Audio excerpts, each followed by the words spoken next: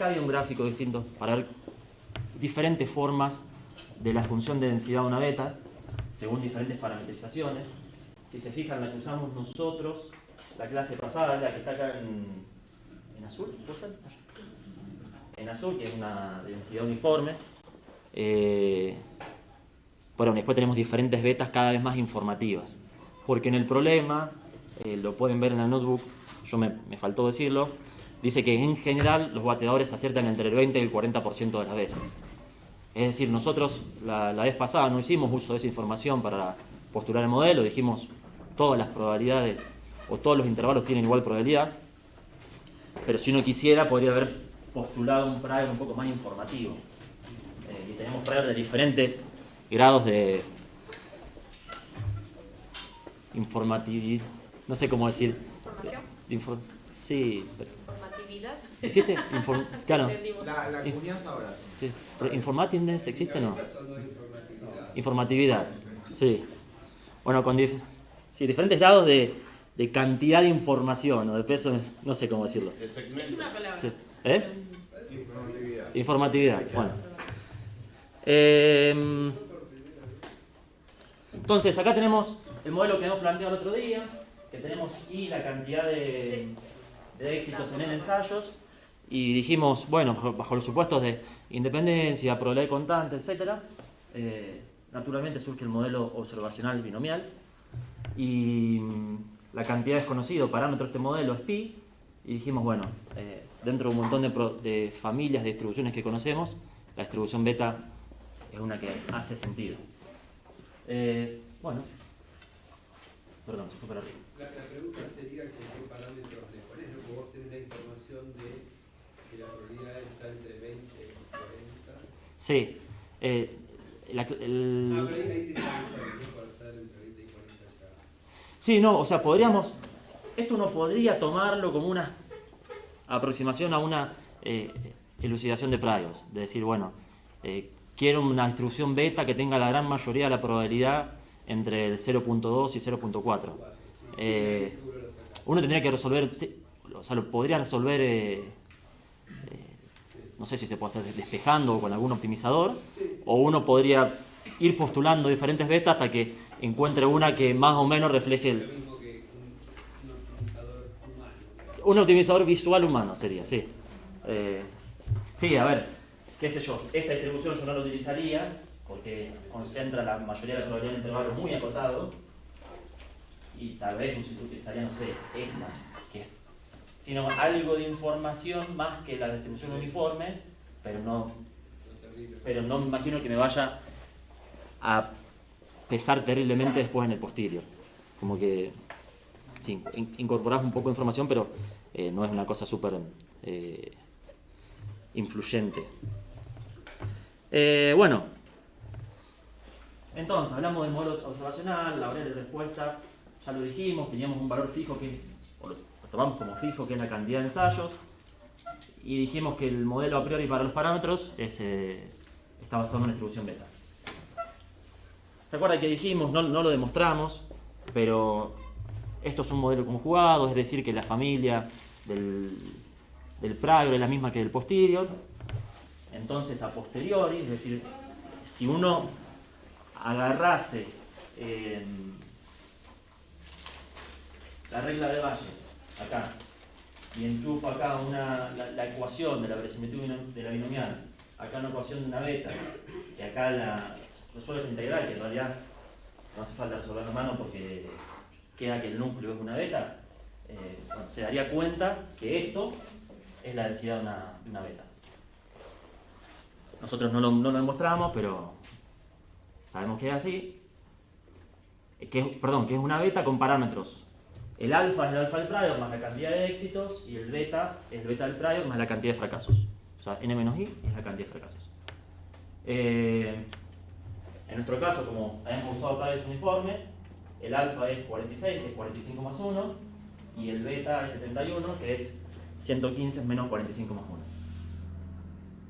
Utilizando un poco de SciPy, Matplotlib, podemos visualizar la densidad a priori y la densidad a posteriori. Entonces vemos como la masa creo que esto es una cosa que esperábamos, ¿no? Que la masa de probabilidad se concentre en un intervalo más pequeño.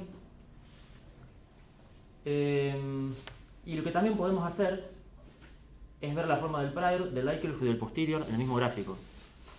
Sin mostrárselos, ¿cómo se imaginan que se va a ver el likelihood? La forma.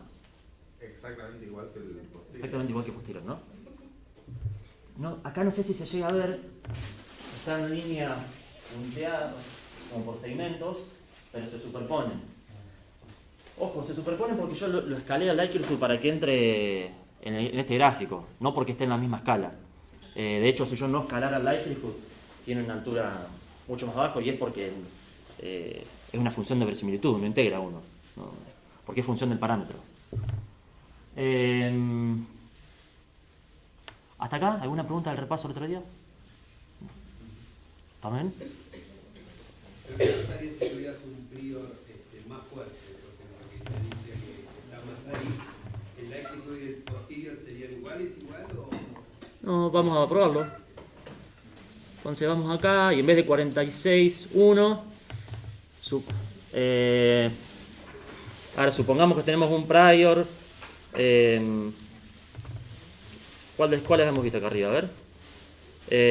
10, 20, por agarrar el próximo menos informativo. O el más muy informativo. ¿Muy informativo? Claro, quiero uno muy informativo. Bueno, pongámosle 500 y 1000 para ver qué pasa. ¿Qué pasa? O sea, tenemos acá 500 y acá tenemos 1000. Y acá tendríamos 500 más 45, 545, ¿no? Y acá tendríamos 1070, ¿no? No, porque sumo 70. O sea, que es la cantidad de fracasos. Lo voy a correr todo, perdón, para arriba porque no... Esto corre todo. ¿Cómo es? No, tengo que correrlo desde el principio. Tengo que conectarme al kernel.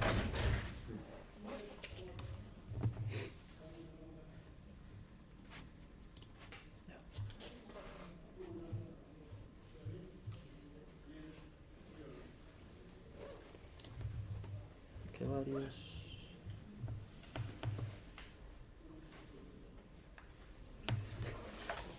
Antes el prior no se parecía nada al posterior. Ahora el posterior se parece muchísimo al prior. Y si vemos los tres gráficos en conjunto,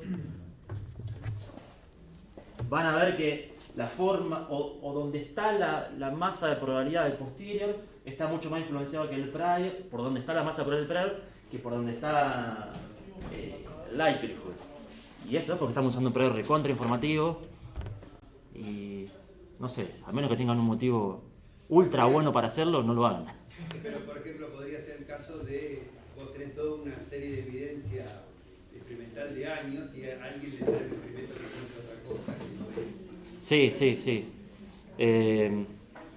Sí, en ese caso puede ser. Ahora, hay que ser cuidadoso en cómo uno traduce la información de esos experimentos después en un prior. No siempre es fácil. Pero sí. Algo por ahí un poco más razonable en este contexto sería, ¿cuál era el otro prior? Pongamos 10-20, por ejemplo. 10-20. Entonces acá tenemos 55 y acá tenemos 80. No, 90. Si los 70 es 90. Muy bien. Gracias. Vamos a ver que ahora el prior, bueno, no es uniforme. El posterior ya no aparenta estar tan afectado por el prior.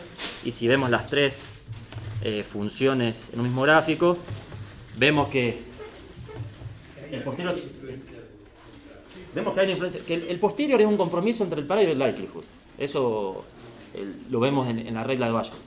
¿Y cómo lo vemos acá? Entre que la curva del posterior está influenciada por la del prior y influenciada por la likelihood. En el caso del modelo beta binomial, si yo les pregunto ¿qué afecta más acá, el prior o el likelihood? ¿Qué dirían? ¿Por qué? Porque se parecen más las curvas. Desde toda mi ignorancia. No, está bien. Esa es la primera respuesta que cualquiera daría. Así que está bien. Se parece mucho más. ¿A alguien se le ocurre responderlo de otra forma?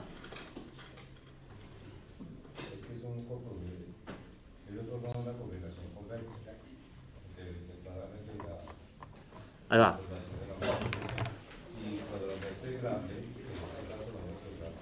Sí, Entonces el peso lo muestra mucho mayor, el peso de los datos de la muestra mucho mayor que el de la teoría.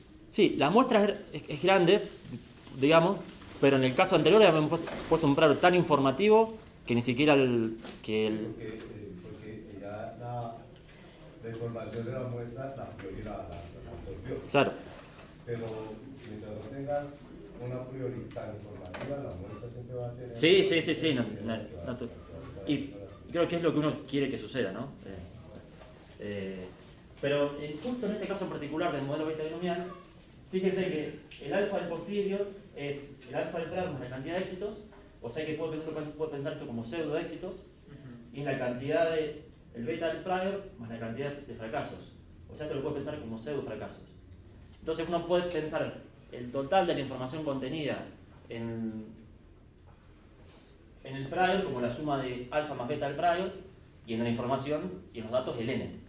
Entonces en el caso nuestro que tenemos un prior 10-20, podemos pensar que tenemos un pseudo tamaño muestral de 30 y en la muestra tenemos 115. Entonces hay 115 pesos que vienen de los datos y 30 pesos que vienen del prior. Entonces en este caso el likelihood pesa más que el prior. En el caso anterior, que teníamos un prior 500.000 o una cosa así, el prior tenía un peso de 1500 unidades y los datos de 115. O sea que el prior era mucho más influyente que los datos. Bueno, nos fuimos un poco por las ramas, pero ojalá ayude para meternos en temas. Después se acuerdan que teníamos que responder cuál era la probabilidad de que haga al menos 200 en los primeros 500 intentos. Y les dije, bueno, esa probabilidad está me está preguntando sobre una cantidad de éxitos, no sobre una probabilidad de golpear, que es un parámetro. Y que hemos hablado de que para responder esa probabilidad tenemos que hablar de la distribución predictiva posterior, que en este caso tiene un nombre particular, que es la beta binomial, de parámetros alfa, beta y n.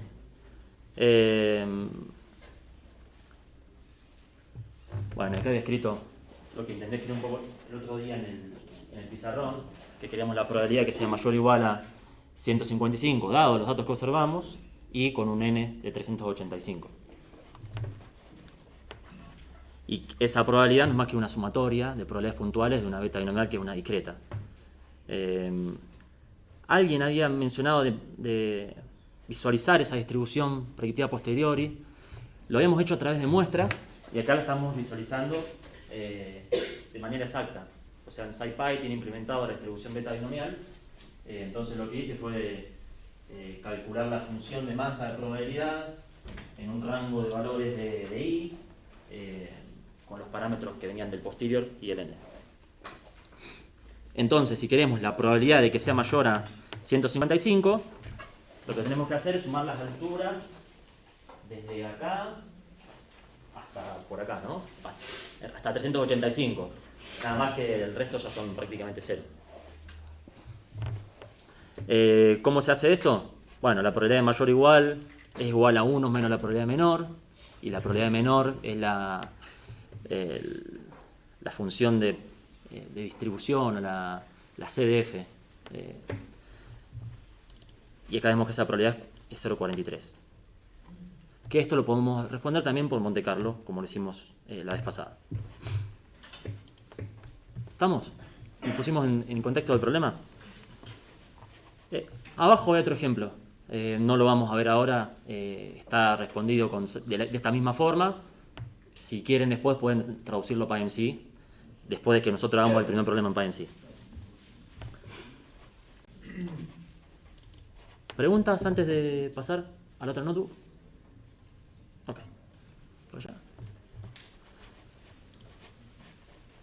Bueno, fíjense que lo primero que hice en la otra notebook es meter este signo de exclamación, que lo que hace es tomar lo que uno corra como si estuviera corriendo en la terminal, porque PyMC, si bien está instalado en Google Colab, La versión que está instalada en Google Cloud es la 5.10, una cosa así, y hoy la última versión es la 5.16. Algo. Y hay una cosa que quiero usar que no sé si está disponible en 5.10. Entonces, bueno, para no arriesgarme, directamente lo primero que hago en esta otra notebook es instalar una versión nueva de PyMC. Naturalmente lo que va a pasar la próxima vez que abran esta notebook, no va a estar instalada esta versión de PyMC. Van a tener que volver a instalarla. Bueno, mientras esto sucede, un par dijeron que conocían lo que era PyMC. PyMC es van a encontrarlo definido como una librería de programación probabilística o como un lenguaje o una librería que implementa un lenguaje de programación probabilística. ¿Qué es programación probabilística? No sé si alguien tiene una definición súper exacta, pero imagínense que es un lenguaje que me permite escribir modelos probabilísticos. O sea que los objetos que creo van a tener propiedades que me van a permitir generar números aleatorios, evaluar densidades, combinar variables aleatorias y poder sacar muestras aleatorias de esa combinación de variables aleatorias y demás. ¿Qué pasó acá? Bueno, no pasa nada. Pero pueden pensar lo que es una librería de Python que me permite escribir modelos bayesianos. ¿Y qué es lo que tiene de bueno? Que en principio uno podría escribir casi cualquier modelo que se le imagine y PyMC le provee un algoritmo a uno que le permite obtener muestras del posterior.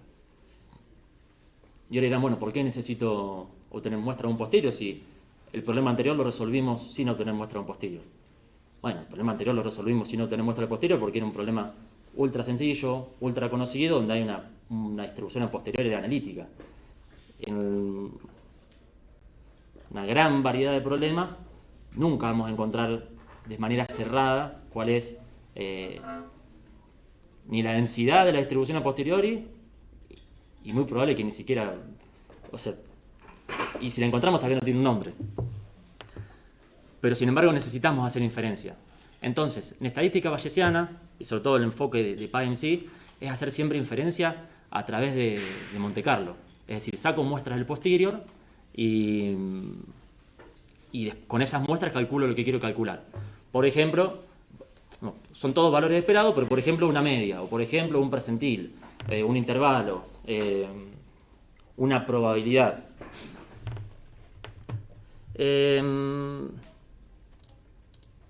Vamos a escribir el modelo y después vamos a escribir el modelo, vamos a ajustarlo, vamos a obtener las muestras y después vamos a entender qué es lo que hicimos. Fíjense que acá me voy a importar 4 librerías. Hay 2 que ya las conocemos de antes, que es Matplotlib y NumPy.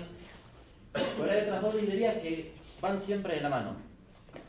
PyMC, que bueno, es de lo que hablamos hoy, que en general lo importamos con el alias PM. Y Arbis, que es una librería para el análisis exploratorio de modelos bayesianos. Ahora vamos a ver qué es eso, pero cuando uno trabaja con muestras, primero los métodos por los cuales obtenemos esas muestras son aproximados y tenemos que ver si esa aproximación es buena. Y para hacer eso se calculan estadísticas, se hacen gráficos y demás. Entonces, en vez de programar todos esos gráficos o diagnósticos bueno, están en Arbis. En vez de hacerme a mano un traceplot, que es un gráfico que vimos ayer en una de las presentaciones, usamos el traceplot que viene en Arbis. Entonces, bueno, siempre vamos a usar PyMC y Arbis de la mano. ¿Uno podría usar PyMC sin Arbis? Sí, podría, no habría ningún problema. Pero la idea es hacerlo juntos. Arbis también ya viene instalado en Colab, entonces no hace falta instalarlo. Acá el problema es que está copiado exactamente el mismo, pero lo que voy a hacer es en una celda de abajo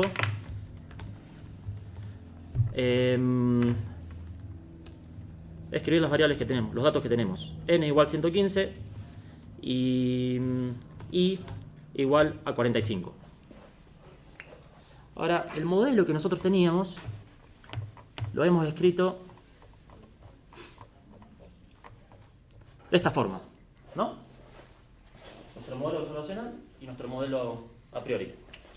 Vamos a escribirlo acá para tenerlo presente. Si me permiten, lo voy a hacer un poquito distinto.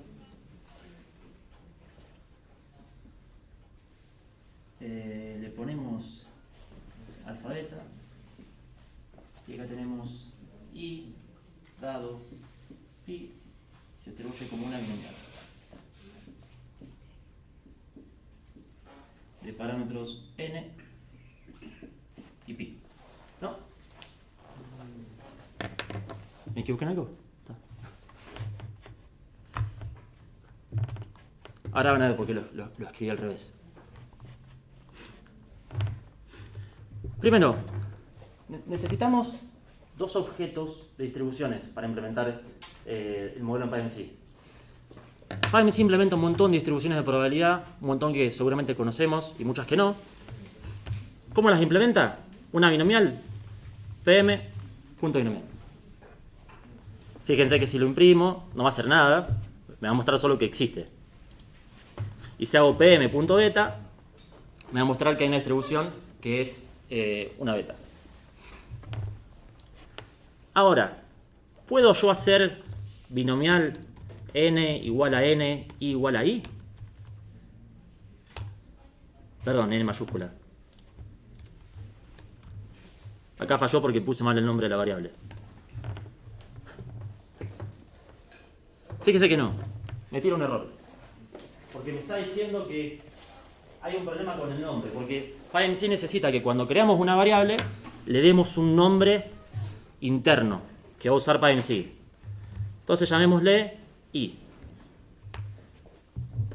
No corriste la segunda vez. Ah, perdón, ese era el error. Pero igual tampoco iba a andar. Pero fíjense, tratamos de inicializar una variable a la que le llamamos i y le decimos que n es igual a n y que i es igual a i. Y empieza a tirarme un error medio extraño, pero si me voy al final, me dice no model on context stack. Y dice que es necesario para inicializar las distribuciones de PyMC. Y después lo que me dice es agregar variables dentro de un bloque with model. ¿Alguna vez buscaron en internet cómo leer un archivo en Python y les apareció algo así? With open y f, no sé si es read o load, no me acuerdo. Pero les apareció, ¿les suena algo de este estilo? De empezar con el with. Bueno, esto del with se llama context manager y para lo que se usa este tipo de operaciones es porque se asegura que el archivo que vamos a leer se cierre sin que nosotros tengamos que cerrarlos a mano. Bueno, y a su vez permite compartir, o sea, cuando corro cosas acá adentro puedo acceder a información del contexto. Bueno, este with o los context managers es lo que usa PyMC para declarar modelos. Nosotros cuando creamos un modelo y empezamos a meter variables dentro de nuestro modelo, tenemos que hacerlo dentro de un context manager. ¿Qué es lo que nos dice acá abajo? Que hay que usar un bloque que se llama with model.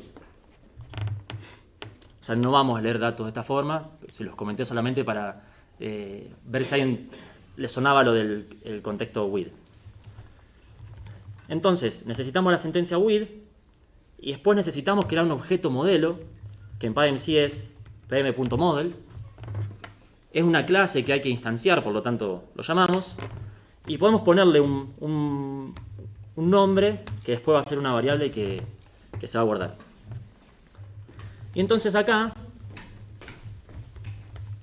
uno sí ya puede crear, creo que es n, ¿no?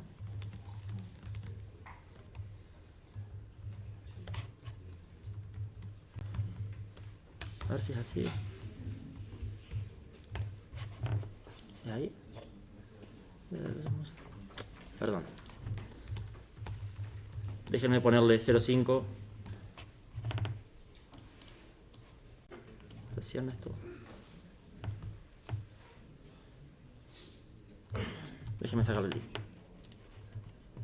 Quiero mostrarles una cosa.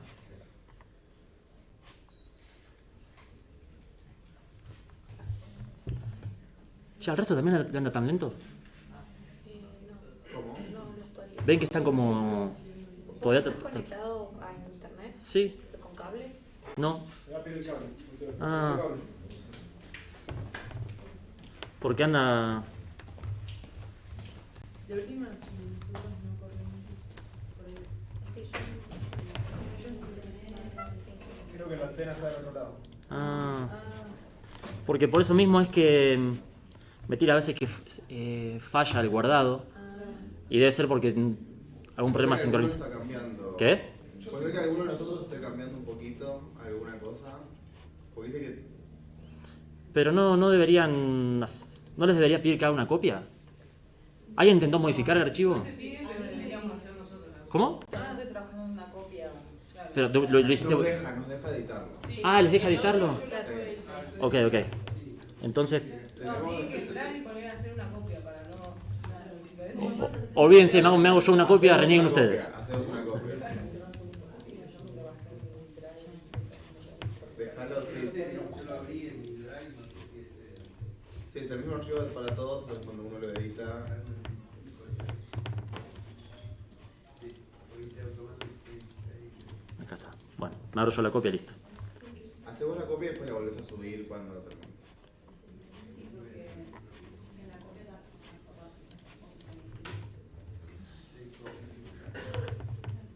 Y correr todo es control F9 si querés correr todo. Ah, sí, buenísimo.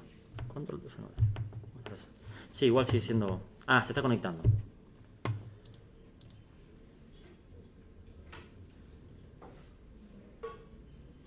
Bueno, pero en fin, mientras voy a escribir algo entonces.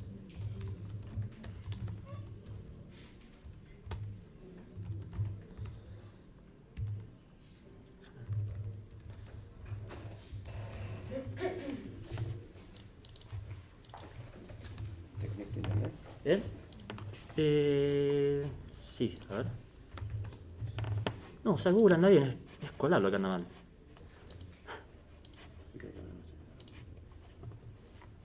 Bueno, no. Bueno, sigamos. ¿Conecto? Sí, Dale. pues mejor conectarlo, pero... Dale.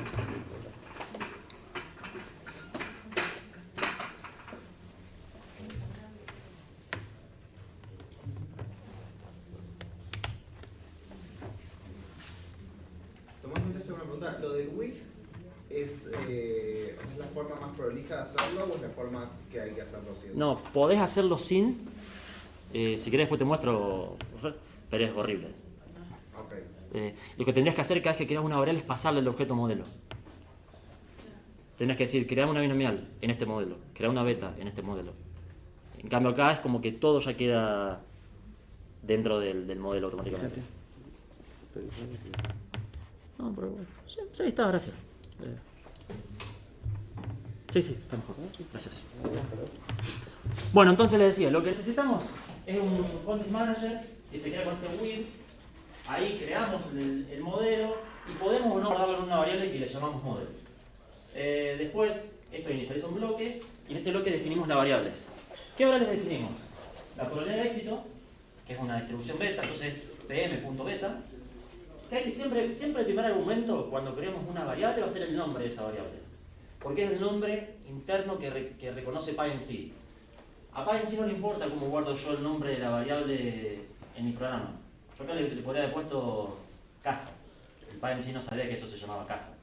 Lo que PyMC sabe es esto que le puse pi.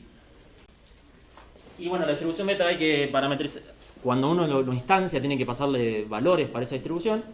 Entonces le pasamos los que usamos originalmente, que es alfa 1 y beta 1. Listo. Ese es nuestro modelo a priori, solamente. Después tenemos una distribución binomial, donde la probabilidad de éxito, que pi en sí la llama p, nosotros le pasamos pi, y la cantidad de éxitos, pi en sí le llama con n minúscula, nosotros le pasamos nuestro n, que es un n mayúscula. Después les muestro la documentación. Todo esto no es que uno tiene que adivinarlo o acordárselo de memoria. En la página de la documentación están documentadas todas las distribuciones y cuáles son las parametrizaciones que uno puede usar. Una cosa que podemos hacer para verificar si nuestro modelo se condice con lo que nosotros queríamos escribir es hacer model.toGraphThis, que lo que hace es crearnos un diagrama de este estilo que allá lo vimos, mostraste, ¿no? Que nos dice que tenemos dos variables, pi que se distribuye como una beta y i que se distribuye como una binomial, que bueno, que depende de pi. Lo que no nos dice es, a mí al principio esto no me gustaba porque yo decía, bueno, sé que la binomial está asociada a pi, ¿cómo? No te dice el cómo. Te habla de relaciones entre variables y de independencias condicionales, pero no te dice cómo se relacionan. Sí. Uno acá tiene que saber que ese pi seguramente es la probabilidad de éxito. Pero bueno, acá nosotros le pasamos pi, le pasamos n, pero nunca pasamos i, que es la cantidad observada de éxitos. Eso, para los valores de la variable aleatoria, PyMC siempre va a usar el argumento observed, que es como observado. ¿Cuáles son los valores observados? Este observed lo vamos a usar tanto para una binomial, una normal, una Poisson, lo que sea. Siempre que queremos pasar valores observados a nuestro modelo, lo hacemos a través del argumento observed. En este caso, ¿cuál es el valor observado? I.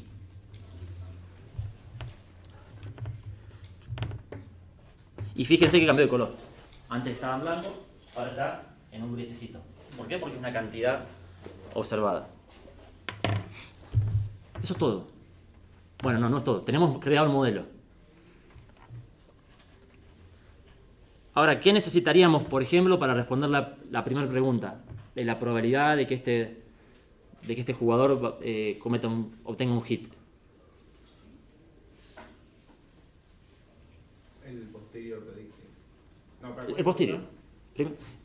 Para saber cuál es la probabilidad de que este jugador cometa un hit, necesitamos el posterior. No lo vamos a hacer a mano, lo vamos a hacer al modo PyMC. ¿Cómo se hace eso? Podríamos hacer lo mismo dentro de este bloque, o podríamos hacerlo en otro bloque. Yo lo voy a hacer en otro bloque. También de vuelta con el Context Manager. Nada más que esta vez uso el modelo que creé anteriormente. O sea, yo ahora acá no hago de vuelta PM Model, no me vuelvo a crear otro modelo, sino que creé un modelo antes y ahora reutilizo ese modelo. Y lo que vamos a hacer es llamar a la función pm.sample. pm.sample lo que hace es muestrear de la distribución a posteriori. Eso me va a devolver un objeto que es bastante complejo, lo vamos a inspeccionar un poco, pero que le voy a llamar iData o iData, que viene de Inference Data. Ocurre, y fíjense que bueno, en un momento debería aparecer una barra de progreso.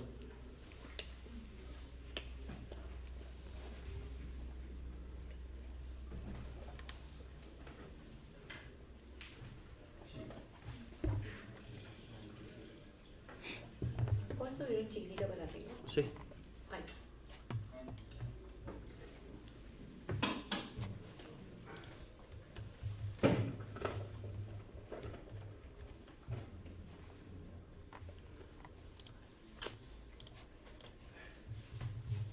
Gracias. De nada. Ahí está. Ahora vamos a volver a que esto. Pero fíjense que dice muestreando cadena 0 y puse muestreando cadena 1. ¿A alguien le suena por qué hay dos cadenas acá o a qué se refieren esas cadenas? Cadenas de Markov. Lo que hace PyMC por debajo es muestrear utilizando cadenas de Markov. En este caso utilizó dos cadenas. Después vamos a ver un poquito cómo funciona eso. A ver si la cadena no, digamos, si no va al equilibrio. Exactamente. Fíjense este objeto iData. ¿Ven que dicen arbis.inferenceData? Bueno, porque es una clase o una estructura de datos implementada en Arbis. O sea, lo que PyMC me devuelve es es una estructura de datos bastante compleja que se llama InferenceData, que es implementada en Arbis. Este objeto inference data tiene grupos. Estos grupos se refieren a diferentes cantidades que uno utiliza cuando hace inferencia bayesiana, que no solo son las muestras del posterior. Fíjense que tenemos un grupo que se llama posterior, que ahí vamos a tener la muestra del posterior. Tiene otro grupo que se llama sample stats, que si llegamos lo discutimos, que son estadísticas asociadas al proceso de muestreo. Y tiene otro grupo que se llama datos observados, que si lo miramos, vemos que hay una variable que se llama i, que hay un valor que es 45, que fue el 45 que pasamos nosotros. Vamos a mirar el objeto posterior.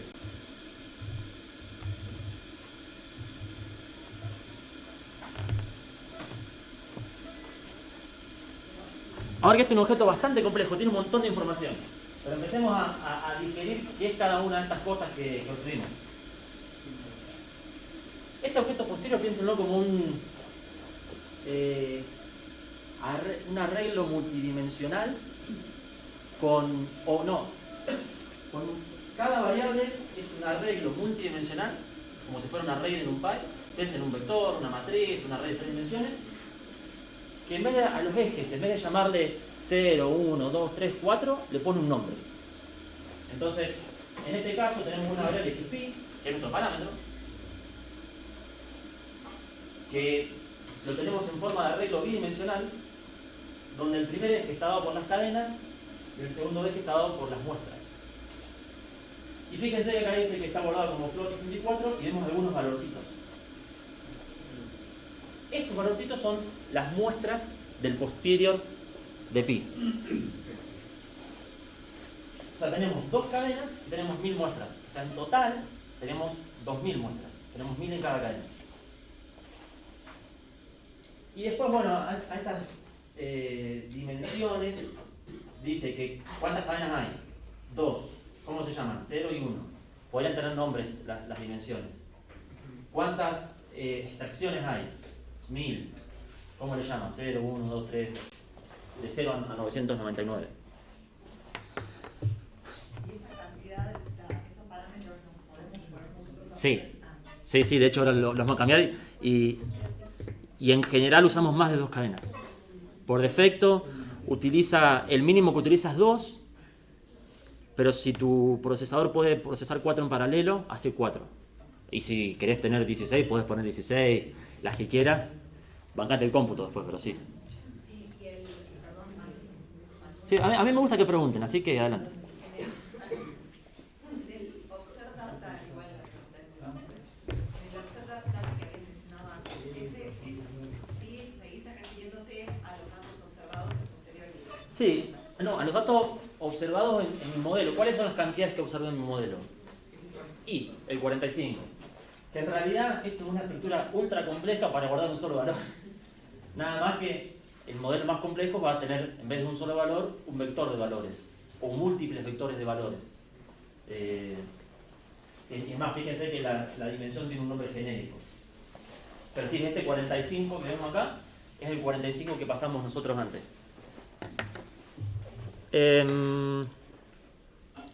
Entonces, bueno, ¿cómo accedo a la variable pi, a los valores de la variable pi?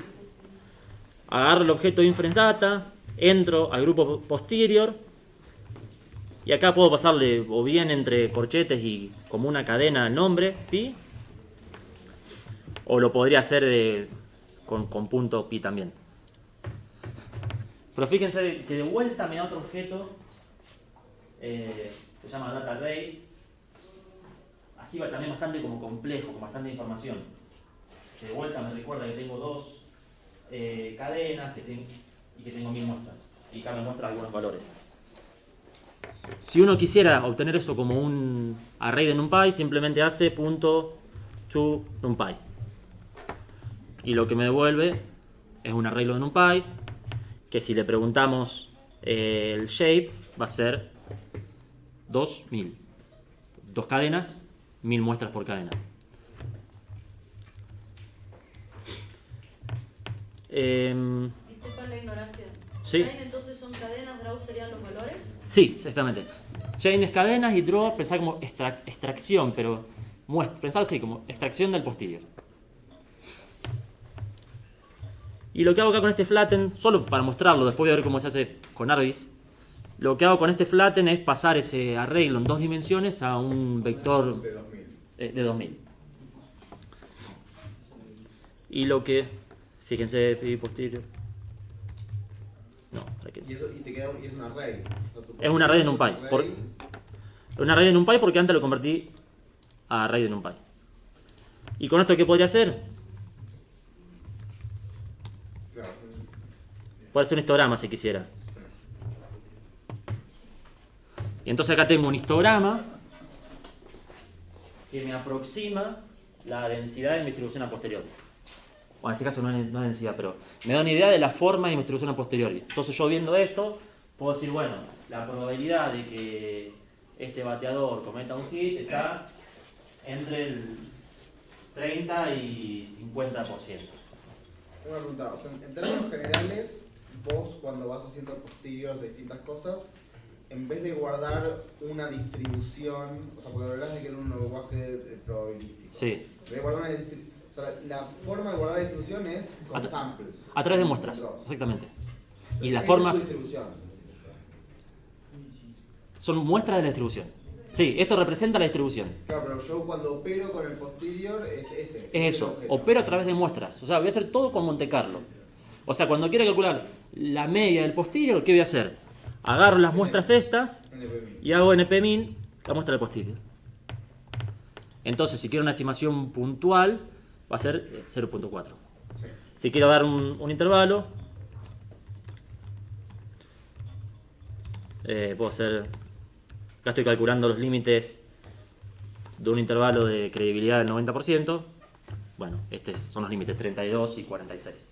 O sea, toda la inferencia que haga la voy a hacer a través de muestras. Y, perdón, una pregunta más. O sea, y los priors y todo eso, vos se lo diste analítico. Que son como Se lo di analítico. objetos medio distintos, ¿no? Uno es analítico Sí. y el otro es. PyMC sabe lo que es una distribución beta, sabe lo que es una densidad, sabe operar matemáticamente con esto. Lo que hace por debajo es crear un grafo computacional que lo que hace, y esto me da pie para lo que sigue, es todo esto para construir una log P. Log P decimos. ¿Qué es la log P? Nosotros tenemos...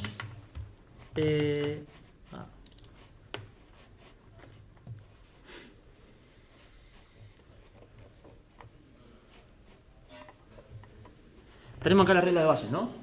Y acá en un momento dice que uno podría ver esto, y de hecho para los fines de cómo funciona PyMC hace eso, uno podría ver esto como una constante de normalización, y entonces muchas veces se escribe que la densidad a posteriori es proporcional al producto entre el likelihood y el prior. Y de hecho esto es lo que usan los métodos que sacan muestras del posterior. Acuérdense que acá PyMC no sabe que el posterior es una distribución beta. Podría saberlo, pero en este caso no lo sabe. O sea, utiliza un método genérico para extraer muestras de una distribución de probabilidad arbitraria para la cual no sabemos el nombre y no sabemos cómo extraer muestras de manera a través de generación de números pseudo-aleatorios. Por ejemplo, para cada distribución de probabilidad hay diferentes algoritmos para generar muestras. En este caso no sabemos ni cuál es la distribución y no conocemos un algoritmo, una cosa así exacto, pero para generar muestras pseudo-aleatorias. Lo que hace es utilizar algoritmos de Markov y Monte Carlo, que por eso hablamos de cadenas de Markov. Un algoritmo muy elemental. No sé, ¿escucharon alguna vez hablar de Metropolis Hastings? Metropolis Hastings. Es un algoritmo que recibe lo único que necesita es la función de densidad sin normalizar. O sea, no hace falta la función de densidad que integre a 1, sino una función de densidad no normalizada. Y a partir de eso puede proponer puntos y decidir si se queda o no se queda con ese punto.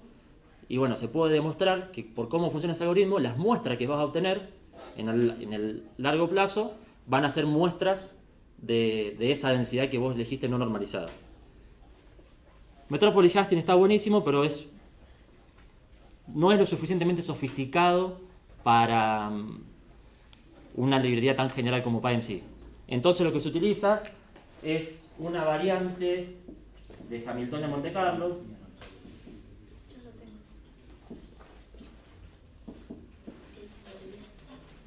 Que bueno, ayer Davis, ¿era el apellido? Habló de Hamiltoniano en un momento. ¿No? No está acá, ¿no? Sí, no, se fue. Ah, se fue. Bueno, él en un momento mencionó algo, dijo el Hamiltoniano, que habla de la energía de un sistema y demás. Pero bueno, Hamilton de Monte Carlo, o la variante que usa PyMC, que es un Hamilton de Monte Carlo dinámico, es un método mucho más complejo que requiere no solo de la log P, que me olvidé de contarle qué es, ahora lo vemos en una app, sino que requiere también de las derivadas. Y para poder calcular desde las derivadas necesitas todo un sistema simbólico para poder operar para decir, tengo un vector A, una matriz X, hago el producto matriz vector. Bueno, quiero la derivada de eso automáticamente. Entonces necesita un sistema simbólico que sepa calcular las derivadas. Para esa y para 1.000.000 de operaciones más. Ahí está la dificultad del sistema que hay debajo de... O sea, el Metropolis Hastings no requiere derivadas. Tenés que poder evaluar en cualquier punto. Tenés que poder evaluar en cualquier punto. Y en este necesitas el gradiente. Necesitas evaluar en cualquier punto, no normalizado, y el gradiente en cualquier punto. Y tampoco tiene que estar normalizado. Tampoco. ¿Necesita especial también? No, a veces cuando tenés transformaciones necesitas el jacobiano de la transformación, pero mejor les muestro. Esto fue una aplicación que hice para la facultad en R, nada que ver. ¿Pero ustedes necesitan poder llegar a la primera solamente o la primera? La primera.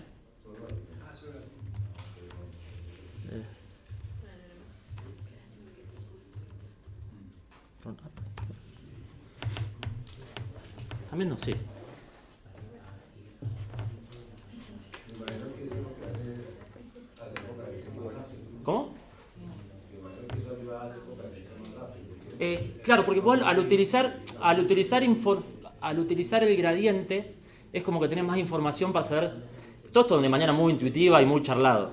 De dónde están las regiones de mayor probabilidad de que es donde vos tenés que muestrear. Pero en realidad Hamilton de Monte Carlo, en la derecha tenemos una densidad normal en 2 dimensiones, ¿no? Una variable X y una variable Y, y la altura es la que sería la PDF. A la izquierda tenemos menos el logaritmo de esa densidad no normalizada.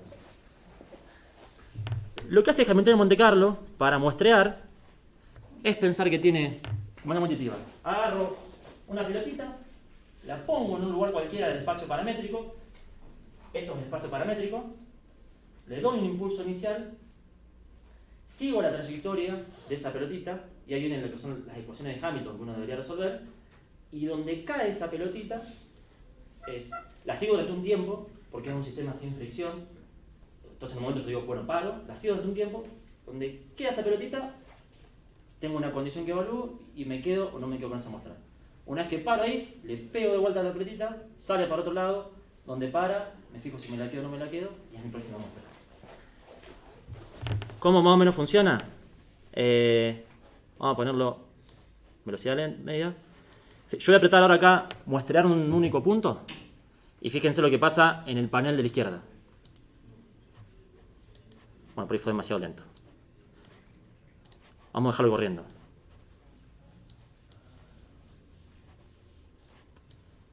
Pero fíjense que lo que tengo es, los puntos rojos son la posición de la pelotita, la flecha es para dónde le pego, y lo que va haciendo con la línea roja es la trayectoria que va recorriendo esa pelotita. Y fíjense que en general la pelotita va a los lugares donde mi distribución tiene mayor densidad, que es donde más quiero sacar muestras. ¿Significa que no va a caer nunca en alguna de las escuelas? Sí, va a caer con una probabilidad relacionada a la probabilidad de esa región. Entonces, básicamente, lo que uno está haciendo cuando ajusta un modelo bayesiano con PyMC es pegarle una pelotita, recorrer la trayectoria y registrar dónde cae esa pelotita. No siempre uno va a aceptar la propuesta que haga Hamilton de Monte Carlo. Que acepte o no acepte la propuesta depende de que también se haya conservado la energía total del sistema.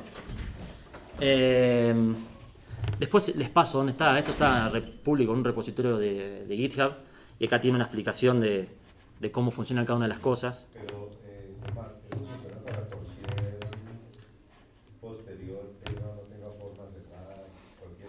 ¿Funciona para cualquier posterior? Aquí lo hizo por una beta que uno sabe que Sí, fácilmente va a llegar a la beta. pero mira. Sí, sí. Una forma que una necesidad, que no es necesidad, pero una forma. No hace falta que integre uno. No hace falta tenerlo normalizado. Donde no va a funcionar esto va a ser si tenés un parámetro que sea discreto. O sea, solo funciona con parámetros continuos. De hecho, es una limitación de Stan, por ejemplo, y de PyMC también. Y pues, como multiparamétricos también funciona. O sea, ¿A qué te referís? con modelos multiparamétricos, que tenga varios parámetros. Mientras uno pueda escribir una log P proporcional, ¿qué es la log P? Perdón, es el logaritmo de esto. Le pongo estrella, entonces pongo que es igual a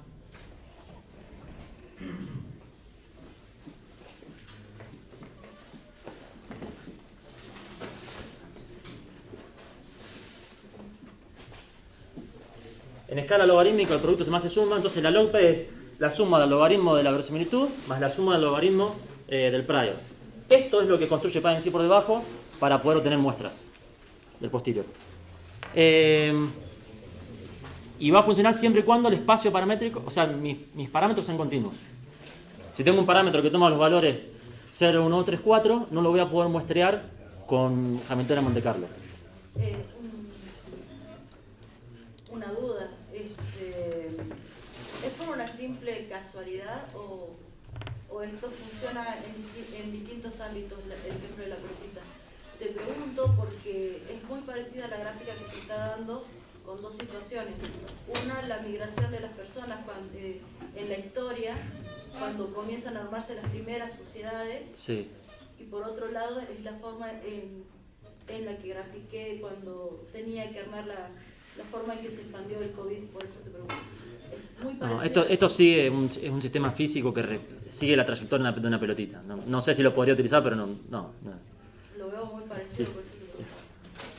Que yo sepa, no soy un experto en Hamilton, o sea, en física, para saber si alguno de esos modelos se utiliza también en esas cosas. O sea, puede ser que esta forma sirva para modelar ese tipo de fenómenos. No lo sé. No lo sé. Creo que la visualización se parece mucho como un point process, pero ¿no? Pero un proceso. Sí, acá lo que estamos haciendo es simplemente sacar muestras, por eso aparecen acá. Porque fíjense que cuando una pelotita es aceptada, después estoy viendo en 2 dimensiones las muestras que saqué de mi en este caso en un plano XY. O piensen teta 1 y teta 2. En el caso del problema nuestro, la densidad es unidimensional, no podríamos ver un gráfico así. Acá está hecho a propósito en 2 dimensiones para poder ver cómo la pelotita se mueve por la superficie. Pero bueno, esto no es la panacea, no siempre funciona, no es un algoritmo infalible. O sea, primero que es caro, porque tengo que computar la densidad en un punto y el gradiente. Segundo, que yo la ecuación que me dice esa trayectoria no la resuelvo nunca analíticamente. Sino lo que se hace es usar un integrador que está explicado acá abajo, que se llama Leapfrog Integrator, pero básicamente ese integrador para resolver la trayectoria necesita evaluar muchas veces el gradiente. O sea que voy a evaluar mi densidad 1 o 2 veces y el gradiente muchísimas veces. Entonces, obtener muestras por Hamilton de Monte Carlo es bastante caro. ¿Pero por qué se usa? Porque en la práctica es mejor por ahí obtener 1000 muestras con Hamilton de Monte Carlo que 50.000 con Metropolis Hastings, que van a estar muy autocorrelacionadas, que ahora lo vamos a ver. Estos métodos de Markov Chain Monte Carlo, el gran problema que tienen es que me dan muestras correlacionadas. No tengo muestras independientes como cuando saco muestra de una normal. Y... Pero bueno, eso pero lo que pasa es que esto es más moderno. Sí, Por sí. ejemplo, cuando uno lo hace con OpenBats o con CleanBats, Sí, eso usan GIFs. ellos trabajan con Monte Carlo, uno tiene que unir, algunas cosas para ver la cadena estacionaria. Quizás. Sí, ahora lo vamos a ver. Este ya ahorra de trabajo. Ya. Bueno, pero ¿qué puede pasar con esto? Que esa trayectoria que nosotros veíamos súper suave, que en realidad estamos como estimando puntito a puntito, puede pasar de que en regiones de alta curvatura nuestro integrador no sea bueno. Entonces vamos a ver. Este es un ejemplo muy clásico, la banana de Rosenbrock. Pero esta es la densidad, esto que tenemos acá. O sea, no se parece nada a una normal. Y la superficie que va a recorrer la pelotita es esta de la izquierda. Que fíjense que tiene todo acá regiones de altísima curvatura. Entonces la pelotita va a salir como disparada para cualquier lado. Pongo muestrear. Fíjense que lo pongo más lento. Que ya el movimiento es totalmente mucho más impredecible. Y lo que puede pasar a veces, cuando la longitud del salto que yo le pongo, que es esto que se controla acá con step size, yo voy como haciendo saltitos discretos. Si la longitud de esos saltos discretos no es lo suficientemente pequeña, como por ejemplo ver ahora, ven que ya las trayectorias son cada vez más, parecen líneas rectas. ¿Lo pones de arriba? Sí. ¿Ven las trayectorias son rectas? Bueno, si lo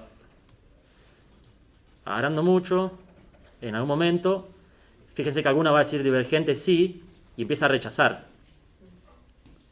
¿Por qué? Porque empieza a haber mucha diferencia no dejo de conservar la energía del sistema. Pero ese también tiene aceptación de rechazo. Sí, no acepta siempre. De hecho, fíjate que hay varias que están en negro y fueron rechazadas. Entonces, cuando uno utiliza geometría Monte Carlo, tiene dos tensiones. La tensión de decir, quiero que el salto sea lo más largo posible para tener que hacer la menor cantidad de cuentas, pero tampoco quiero que sea tan largo como para que me diverjan las trayectorias. La palabra es divergencia. Fíjense que ahora dicen si son divergentes o no.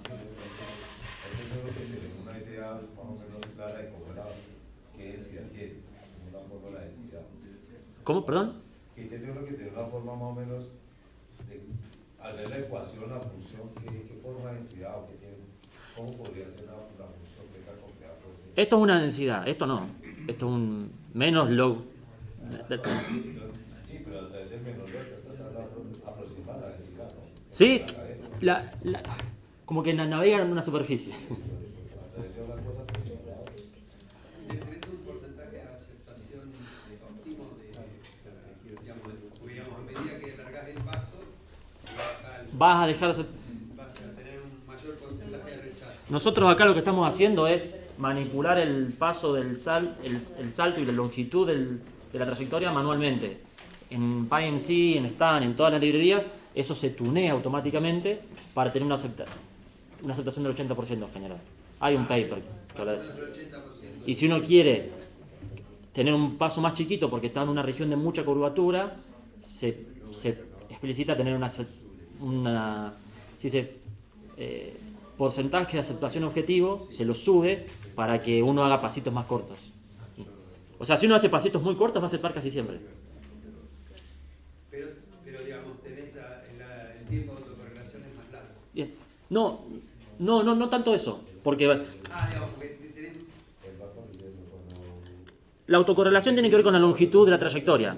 Yo le pongo una trayectoria muy chica, volvamos a un ejemplo sencillo. Pongo una trayectoria muy chica. Sí. Pará. Ahí sí voy a tener alta autocorrelación, porque me muevo poco. Pero si yo pongo una trayectoria larga, las muestras están menos correlacionadas. O sea, Lo que me habla el path length me habla de la precisión del cálculo que voy a tener. Pero cuando están en el otro situación, Sí. Esa autocorrelación no se estaría controlando con lo que cuando estás calculando los gradientes, no estarías de alguna forma controlando la autocorrelación que se está generando. Porque no caeríamos en lo mismo que teníamos antes, entonces tendríamos que tener una cadena muy larga para poder tomar las primeras Sí. y quitar autocorrelación. Sí, uno necesita. Ahora vemos el trace plot. Va a ver que en el problema que tuvimos hizo esto y la autocorrelación va a ser casi nula. Porque eso es una propiedad de Hamilton de Monte Carlo. Cuando está bien tuneado. Pero, en fin. O sea que tenés el largo del paso Y el salto. y el salto.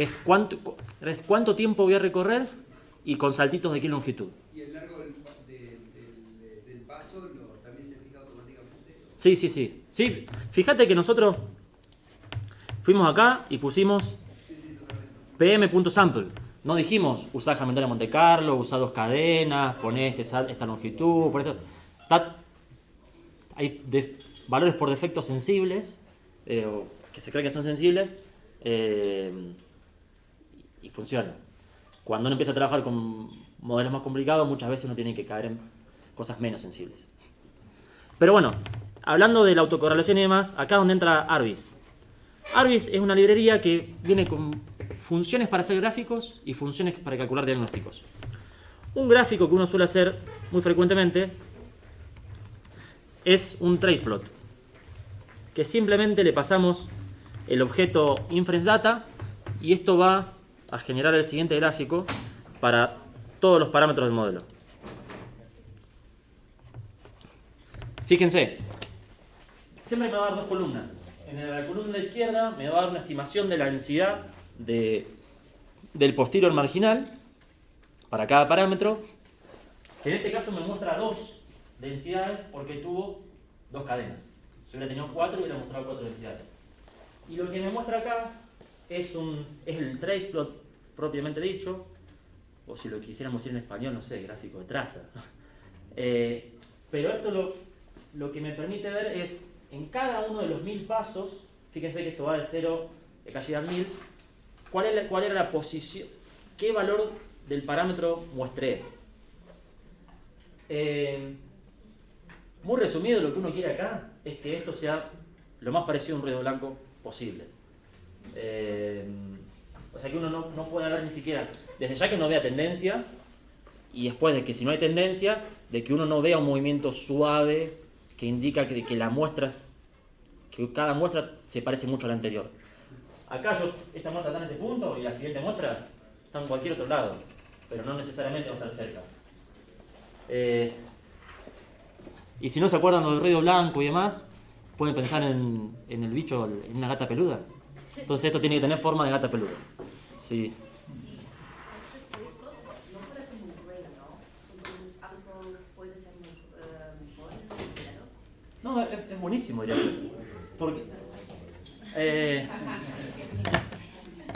Porque, a ver, no sé si lo podemos ver separado, pero mirá, hagamos una cosa, generemos una muestra realmente aleatoria y fíjate cómo se ve.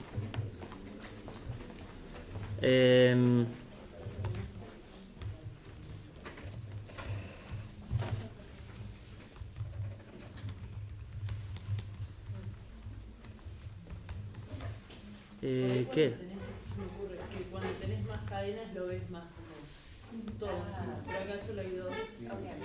Se me ocurre.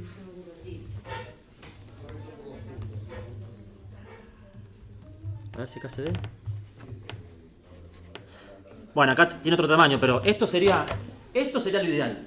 Esto es una muestra de muestras independientes. Es una sola cadena. Acá no hay ninguna cadena, no hay una cadena Markov. Y estas son las otras cadenas. Se ven las dos bastante ruidosas.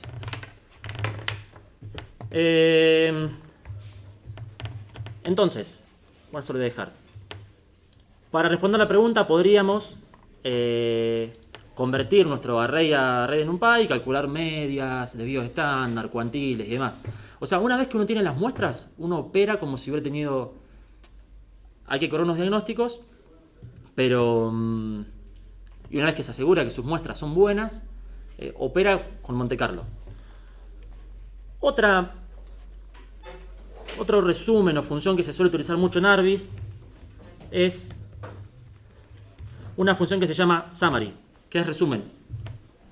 Que básicamente lo que va a hacer es para cada parámetro de mi modelo me va a imprimir ciertas estadísticas de resumen. Me va a decir que la media posterior de pi es 39,5, me va a dar el desvío estándar, las colas de un intervalo.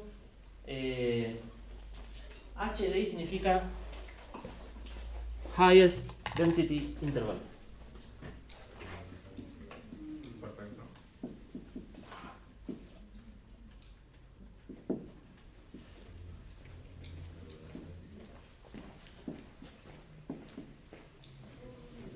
Que básicamente es un intervalo que contiene una cantidad de probabilidad determinada, pero trata de ser lo más angosto posible. ¿Cuándo es diferente de un intervalo a colas iguales? En una distribución asimétrica, una cosa así. En una normal no. O sea, este siempre calcula la alta densidad. Sí, siempre. Por defecto calcula alta densidad. Y usa 3%, 97%. Porque bueno, cuando lo hicieron eran, ¿por qué todo tiene que ser el 95%? Hagamos algo distinto. Y entonces era el 94%. Pero no podría cambiarle los... Sí. Tiene un argumento que... creo que es HDI Probe, sí. Y uno podría poner 0.95. Después hay otras dos cosas relevantes. El ESS Probe y ESS Tail. ESS viene de tamaño de muestra efectivo.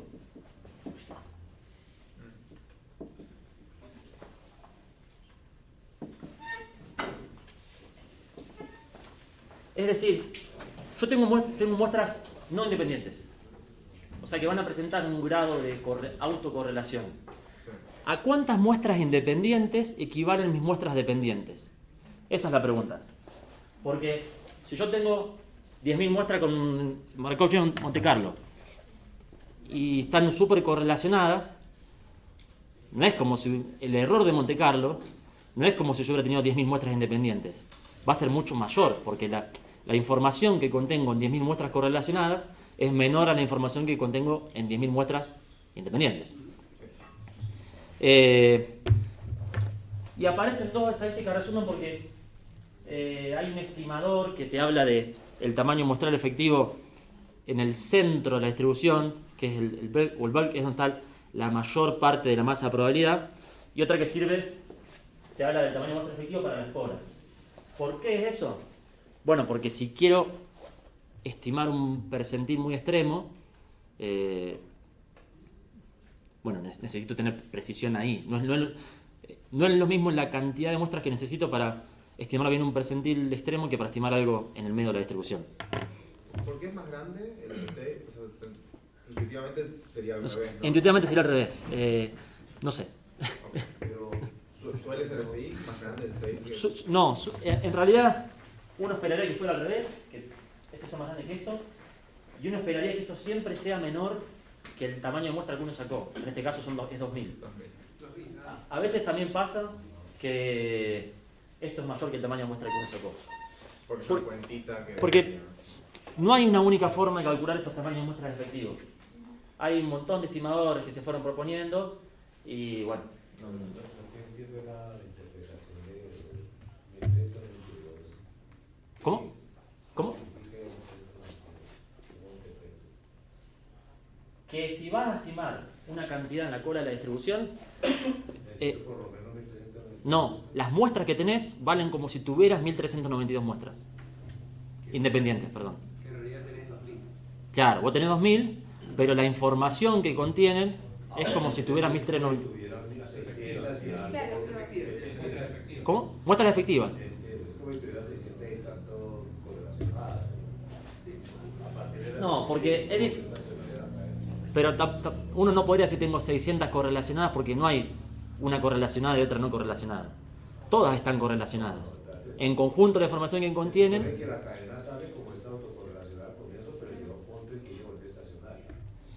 Eso pues es lo que supone el Monte Carlo. sí, pero sigue estando...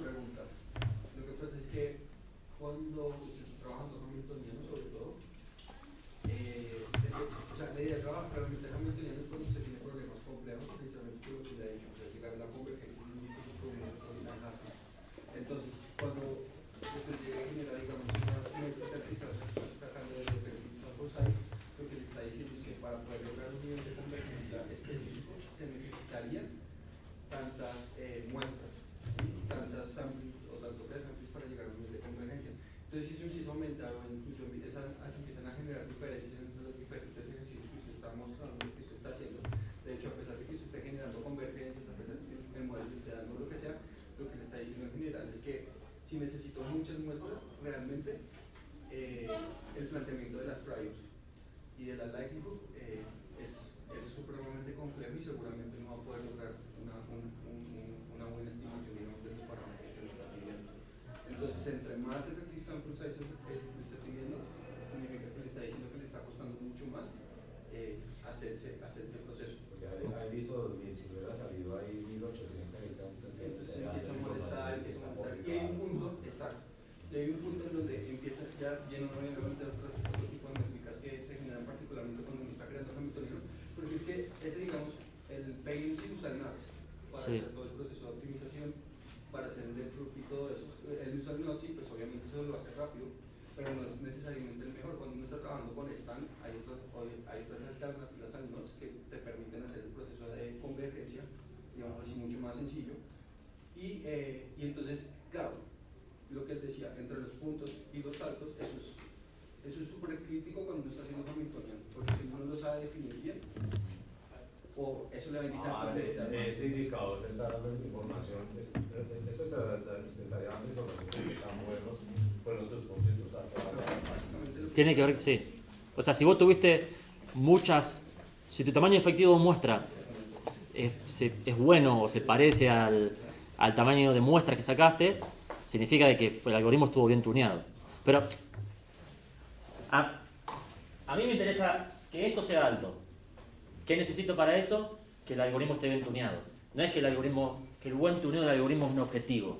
Es una condición. Necesaria para claro, sí.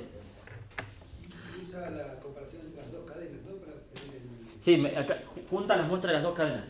Y después hay y también la diferencia, porque vos tenés, digamos, o sea, yo leí por ahí que, a ver, ¿cómo se hizo la varianza adentro y la varianza? Esto es el RHAT. El RHAT es un diagnóstico que es el RHAT de Gell-Mann y Rubin, que lo que mide es la convergencia y mezcla de la cadena. A mí de nada me serviría tener dos cadenas que se vean como esto, pero que estén en niveles distintos. Voy a mostrar unos ejemplos de la materia que damos en la facultad. Por aquí.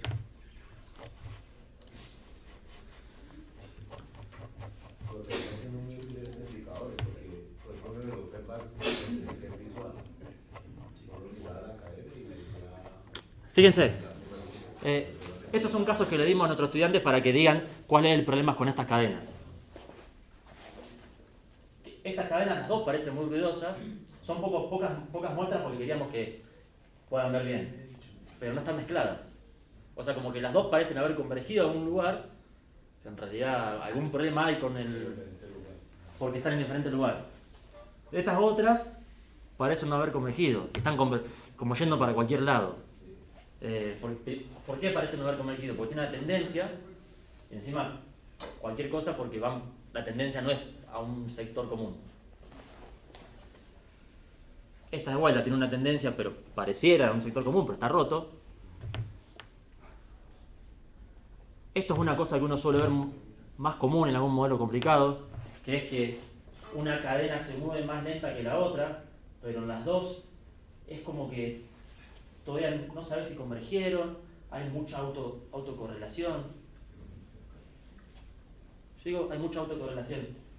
Significa que el valor es muy parecido al valor anterior. Eso me habla de la autocorrelación.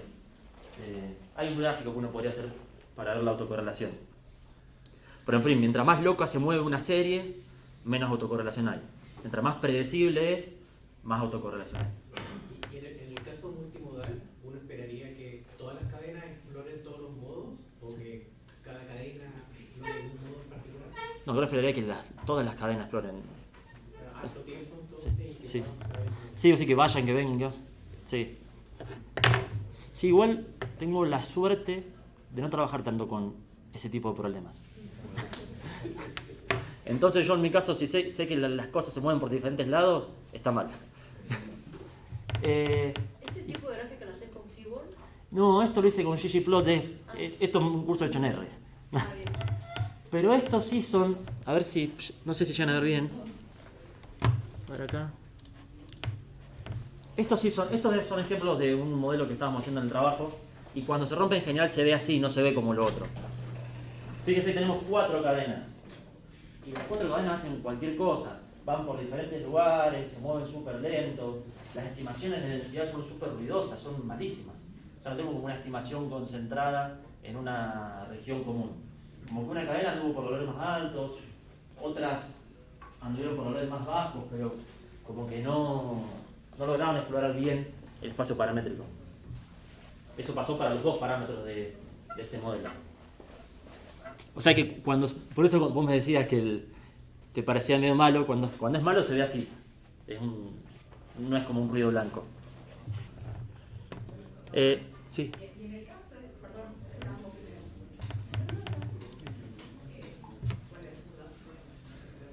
en el caso de encontrar estas situaciones en donde veo que hay conductos que están rotas o que el modelo no está dando algo que vea bueno, Sí. directamente tengo que volver a parametrizar y volver a plantear Sí, otro tipo de modelo. Yo quería que lleguemos a ver eso, pero no vamos a llegar ni a palo. Pero bueno, si en algún momento armamos un curso virtual, lo damos. Pero uno lo que tiene que hacer ahí es primero llorar. La hipótesis no fue buena, los datos no fueron buenos. ¿Qué pasó ahí? Hay diferentes parametrizaciones. Tengo un tema con el agua. Lo tenemos ahora. No, de nuevo. Tenés un nada, problema dejo, con el agua. Del agua, vos. Uno primero podría mirar si su modelo está mal especificado. Muchas veces puede pasar de que uno planteó un modelo con... Nada, habla tranquilo. No, por aquí se quedan las manos. Ah, disculpa. Un modelo sobreparametrizado, por ejemplo, donde hay parámetros que son combinaciones lineales de los otros. En ese caso, la geometría del posterior va a ser muy curvada, porque va a tener como regiones de altísima correlación, y ahí geometría de Monte Carlo con NAT puede andar bien, pero es como que un milagro. No siempre anda bien ahí. Entonces, primero fijarse si uno especificó mal su modelo porque lo construyó mal. Después, hay ciertos casos donde uno podría reparametrizar el modelo. Es decir, sobre todo en modelos jerárquicos, donde tenés priors que dependen de otros priors, hay diferentes parametrizaciones que se pueden usar. Y en ese caso que vos estás planteando del overfitting, digamos, ¿podría tener que ver con...? No es overfitting, es sobreparametrización, que significa que tenés parámetros que son combinaciones lineales de los otros, o casi combinaciones lineales de los otros. No necesariamente significa que vaya a sobreajustar. Pero es como si vos tenés 3 grupos y para describir la media de los 3 grupos tenés 4 parámetros. Pero también puede ser que tengamos un modelo multiparamétrico, es decir, tenemos una regresión o un modelo con muchos parámetros. Sí. Que genera una posterior conjunta que es muy compleja. Sí, sobre todo, sí. Piensen que la dimensión donde se mueve esa pelotita tiene... O sea, hay tantas dimensiones como cantidad de parámetros en el modelo. Y si tengo 20 parámetros, eso es un posterior 20 dimensional. Tommy, te quedan 20 minutos Sí. más o menos por si quieres. Quiero mostrar una cosa rápido y después si quieren hacemos tiempo para preguntas. A ver. Ven que acá aparece el pi, aparece el i, pero no aparece el n, ¿no? Y en realidad el n es una variable que uno considera acá en la binomial.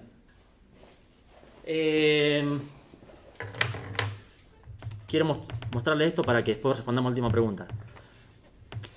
Lo que uno puede hacer para registrar variables constantes o variables de datos en un modelo PyMC es crear lo que se llaman contenedores de datos, o data container le llamamos. ¿Cómo se crean?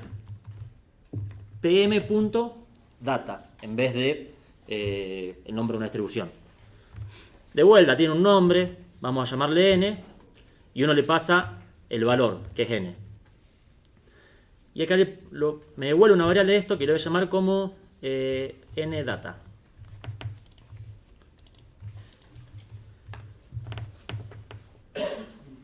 Y si se fijan, ahora en el gráfico este sí me aparece el n, me aparece en minúscula, porque cuando lo registré lo puse en minúscula, el pi y el i. Si corro el sampler va a funcionar igual, no es que va a cambiar porque haya registrado una variable o no.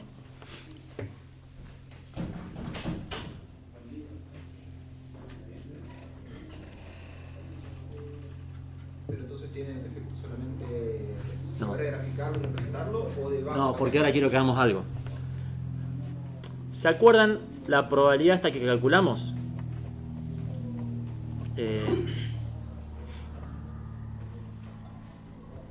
Esta probabilidad, que era la probabilidad de que convierta al menos 200 en los primeros 500. Esa, para obtener esa probabilidad hay que usar la distribución predictiva a posteriori. En PyMC vamos a sacar muestras de la distribución predictiva a posteriori. ¿Cómo lo hacemos?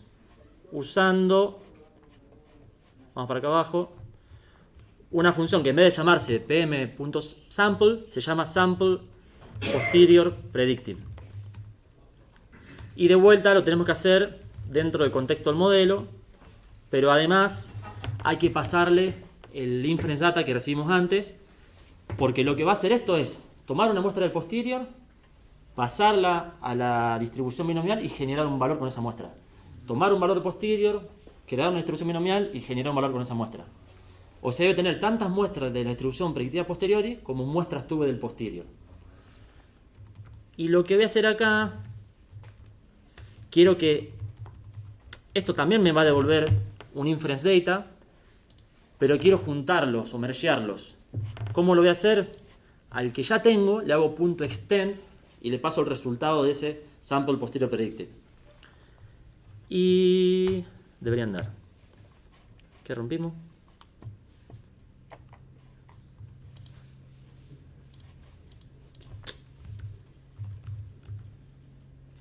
Toma solo para entender. Sí. Toma cada piedra posterior, va a una binomial y calcula la probabilidad con cada valor. ¿Perdón? Como probabilidad de éxito cada valor de la posterior. ¿Podés empezar de vuelta? Porque me perdí al principio. No, sí estoy tratando de entender lo que dijiste ahí de la predictiva. Entonces, toma la binomial y toma un valor pi de la posterior, lo pone acá en la binomial y calcula la probabilidad. No, genera un valor aleatorio de esa binomial. Sabe que la verosimilitud es binomial y sabe cómo generar valores aleatorios de la binomial.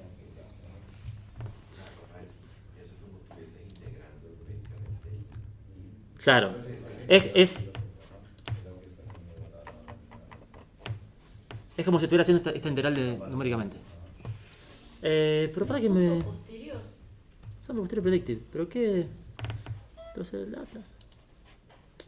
Por eso, en vez de guión bajo, no es punto posterior, punto... No. Creo que tiene que ver... No, ya sé qué es. Porque hay algún valor, este valor, ¿por qué lo piensa como un entero? Si lo paso acá de... Si esto funciona.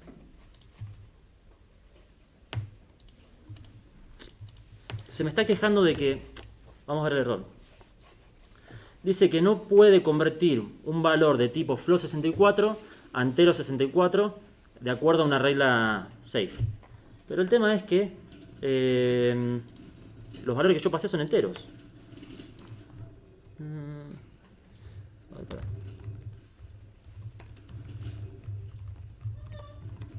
Un segundo que quiero... No, y acá se va a quejar de que no le pase esto.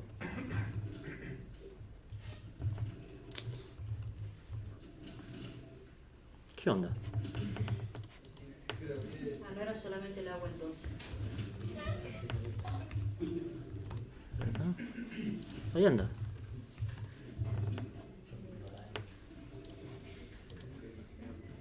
¿Por qué no me vuelve nada?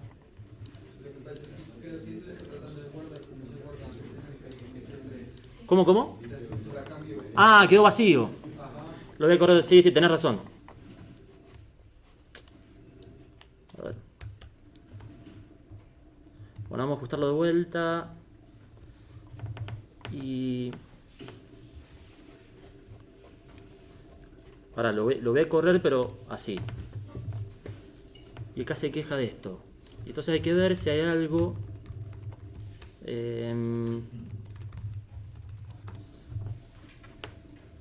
Claro, este es el problema. Que PyMC está buscando el n para generar el n de la binomial. Y acá lo guardó como un flotante 64. Y yo necesito que sea un n entero.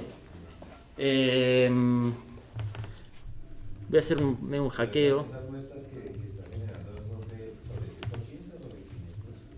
¿Cómo? Esos conteos que estás generando para la predictiva son de 115 o 500. Ahí quiero que lleguemos a lo último. Ahora lo va a generar para 115. Nosotros tenemos que modificarlo para que lo haga en 500. Entonces la idea era ver qué pasaba cuando lo hacíamos sin modificarlo y haciéndolo y cómo modificarlo y hacerlo bien.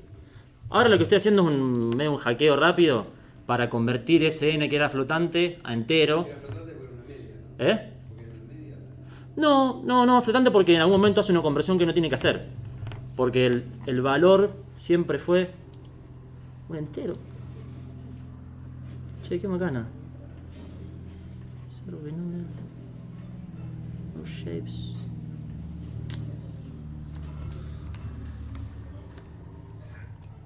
Qué macana esto, porque... ¿Y de qué se queja? De Flow 64. Y que el sort de data también. No, esto tomó como...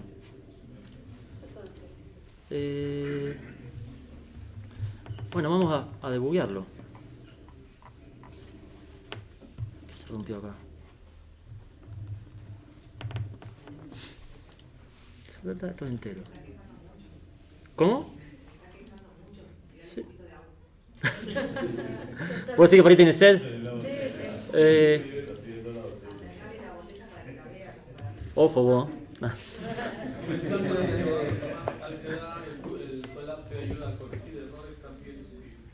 Sí, no, pero no creo que me ayude con esto. Le preguntamos, pero no, mirá, a ver. Explicar error. A ver qué hace.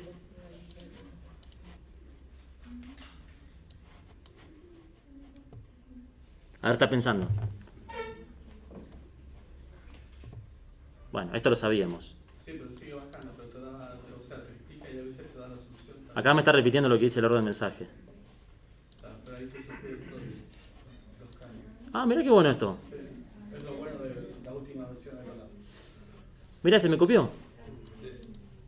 Probablemente porque ya te estaba girando. Claro, pero no funcionó esto. Decir, y si no te funciona y te da la otra opción, te da otra opción. No, bueno, podemos hacerlo a mano y listo. Es que yo creo la verdad que no, o sea, el problema no es...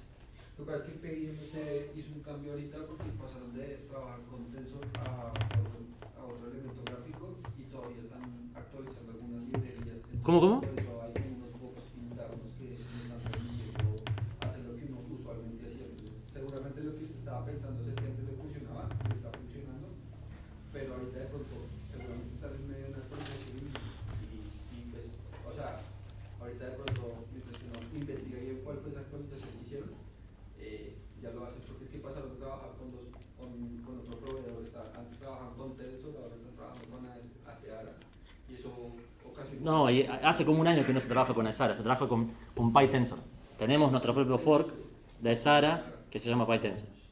Sí, no, Entonces yo creo que, o sea, es como que el problema más interno no, bueno, después lo resuelvo. Entonces vamos a hacerlo a mano, o sea, como vamos a hacer lo que haría PyMC por debajo, y después trato de resolver el problema este y dejo en el notebook cómo sale con PyMC.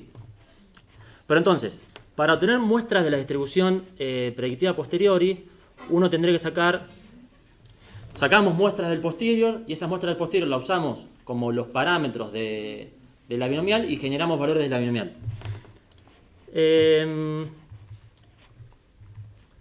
Las muestras del posterior podemos... Ya las teníamos, ¿no? ¿Cómo se llama? ¿Pi posterior? No, creo que era la posterior. No, pi posterior. Entonces lo que tenemos que hacer es crear una variable aleatoria binomial. Lo podemos hacer con SciPy. Ahora me empieza a sugerir todo. Bueno, pero está bien. Pi posterior. Y no puedo hacer binomial.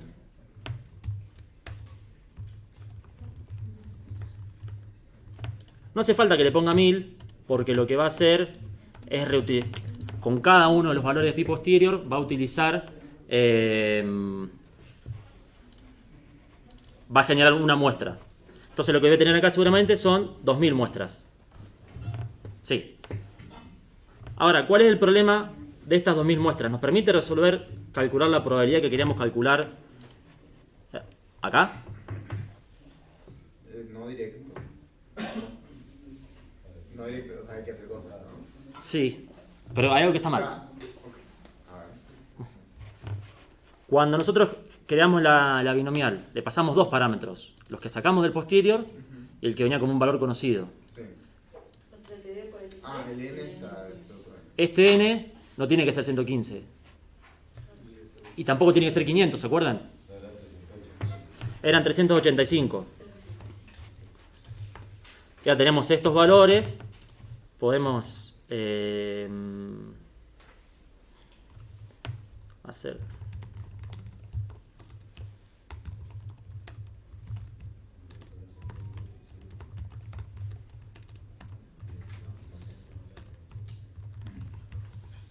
¿Por qué haces eso en vez de histograma? Porque son valores discretos, no tiene sentido. Un histograma solamente me va a meter bins que sean... me va a cortar, no sé, entre 3,5 y... para los efectos de verlo, es lo mismo en este caso. Pero si tengo pocos valores, no haría nunca un histograma. Hago esto porque, no sé, he visto gente tener valores entre 5 y 15 y hacer un histograma que le agrupaba de 4,5 a 6,5 y no está bien eso. Porque lo que tenés son frecuencias para valores de una variable. Bueno, este es un gráfico parecido al que hicimos el otro día, que para calcular la probabilidad hay que integrar el área bajo la curva. No, perdón. Las alturas, hay que sumar las alturas de los valores mayores a 155. O por Monte Carlo, contamos cuántos son mayor o igual a 155 y calculamos la media. Le llamé al revés. Y es la probabilidad que creo que es parecida a la que habíamos llegado el otro día. A ver. Sí, 0,43 y 0,437. Esta es una probabilidad exacta. Esta es una probabilidad que tiene dos errores de aproximación, si quisiéramos. El propio de Monte Carlo y el de haber usado una cadena de Markov para tener la muestra. Por suerte, en este caso, el error es pequeño en ambos. Bueno, lo que yo quería mostrarles es que uno puede hacer en PyMC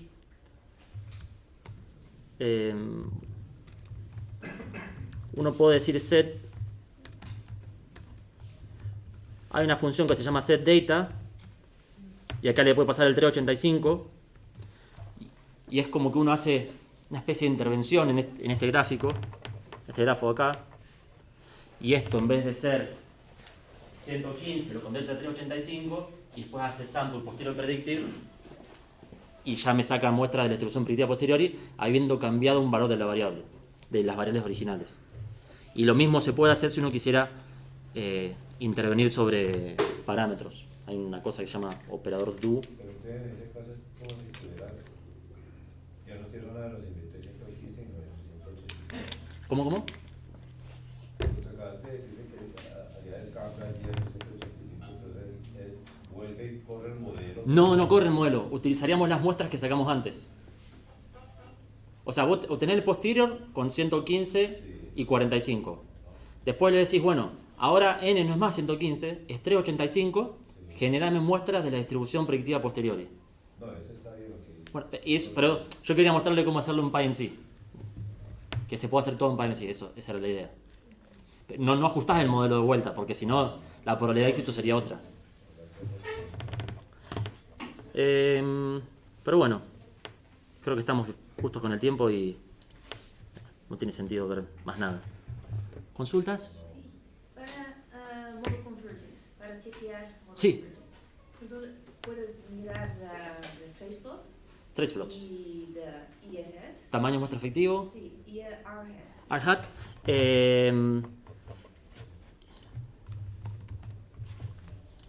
La documentación de Arbis tiene a su vez bastantes ejemplos. Si te fijas, sí, no, hay una cosa que es, a ver si lo encuentro, energy plot, que tiene que ver con la energía marginal y la energía de transición. Esto también vos querés, es un diagnóstico, yo no lo uso mucho, pero lo que vos buscás es que estas dos distribuciones se vean lo más parecidas posible. Sí. Y si yo no trabajo en PyMC, Sí. en R. Sí. Entonces solamente tengo R-hat y ISS. También el ISS puede también, hay una calculación para saber, ¿yo puedo preguntar en inglés? Sí. Okay. So there's like the number of iteration that you have, but your ISS has to be the same as your expected sample size. But you can calculate by your number of iterations, what was it, number of iterations divided by In the denominator you have the sum of autocorrelations, something like that. yeah, Yeah. okay. Yeah, but in general you shouldn't look just at a single number. You have to look at multiple numbers, multiple diagnostics. So that's for convergence. If you have, for example, I don't know, the divergences, in this model we didn't have, because it's very simple. If you have divergences, then you need to create other plots to see where those divergences happen. Yeah, it's more like a bit of an art to debug the inference. But if you don't know where to start, you should go to this gallery and see how the plots are used. But yes, if convergence is bad, just do something to fix it, because you shouldn't be doing something else with that posterior. Yeah. ¿Más consultas? Bueno, si puedo, te voy a limpiar esta notebook para dejarla un poquito más bonita. Voy a tratar de arreglar esto que encontramos. Así les queda un ejemplo como de, si bien es un modelo sencillo, para que les quede un ejemplo de punta a punta, cómo hacer inferencia, cómo diagnosticar el posterior, cómo sacar muestras de la predictiva posteriori, utilizando esto de set data. Y bueno, tal vez lo haga para... hay otros problemas abajo. Miren, lo ingenuo que fui, que pensé que íbamos a poder resolver 3 problemas. No llegamos a terminar uno bien. Pero bueno. ¿Eh? No está bien. No, es que uno, viste, no... ¿Eh? Decí eso, fue culpa del agua. Culpa del agua. No, es que no pensé que... sí, se te va el tiempo entre las conversaciones, las explicaciones. Yo digo, bueno, lo de Hamilton a Monte Carlo me lleva 5 minutos. Y no, estuvimos como 20 minutos hablando de eso. Es que son un montón de cosas las que hay que ver. Pero bueno. Se puede hacer seminario. Queda para un seminario. Está la opción de hacer un curso virtual, un seminario virtual y listo. Bueno. ¿Qué? Me gustaría, sí. Sí, un poquito.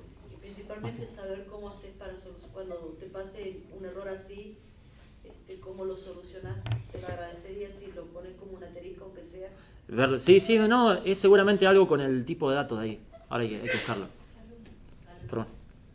Y por curiosidad nomás, ¿qué es lo que se viene en PyMC? ¿Cuál es el próximo avance? La gente de PyMC ahora está trabajando mucho en otra librería que se llama PyMC Marketing, que es para modelos, se llaman Media Mix Models, que es para poder optimizar